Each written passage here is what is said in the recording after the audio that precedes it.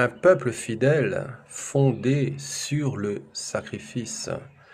Dans le psaume 50 et au verset 5, il est dit: Rassemblez-moi, mes fidèles, qui ont fait alliance avec moi par le sacrifice. Je crois qu'ici, c'est une parole qui est prophétique.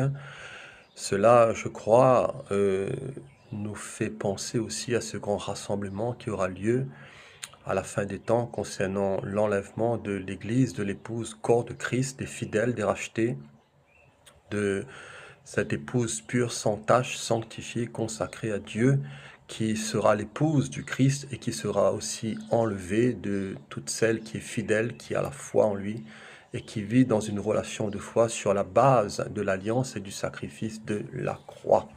Alors bien sûr que nous ne sommes nullement sauvés, ni par nos mérites, ni par nos œuvres, ni par nos jeûnes, ni par nos carêmes, ni par le sacrifice de quelque bête que ce soit, mais uniquement sur la base du sacrifice de la croix. Alors dans l'Ancien Testament, l'alliance était liée à la loi et au sacrifice. Alors Jésus est la parole faite chair, et Jésus aussi est le sacrifice parfait qui devait venir, qui est venu.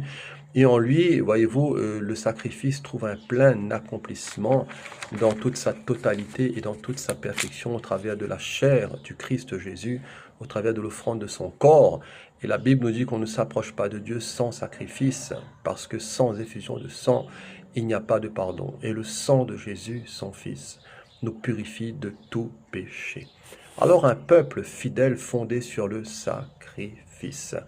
Dans ce psaume 50, il est dit au verset 1, « Mais Dieu, Dieu l'Éternel parle et convoque la terre. » Dieu, Dieu l'Éternel. Le Père parle, le Fils parle, le Saint-Esprit parle et convoque toute la terre. Dieu entre en jugement avec la terre, depuis le soleil levant jusqu'au soleil couchant. De Sion, beauté parfaite, Dieu resplendit.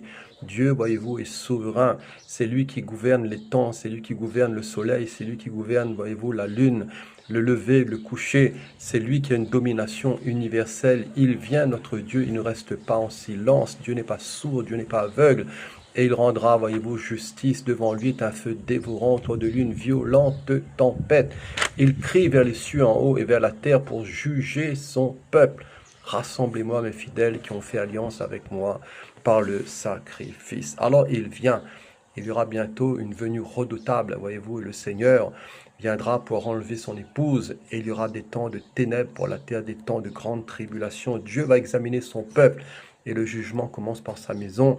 Alors il faut nous sanctifier, il nous faut craindre l'Éternel, et il faut marcher dans l'obéissance de la foi, et que son nom soit glorifié.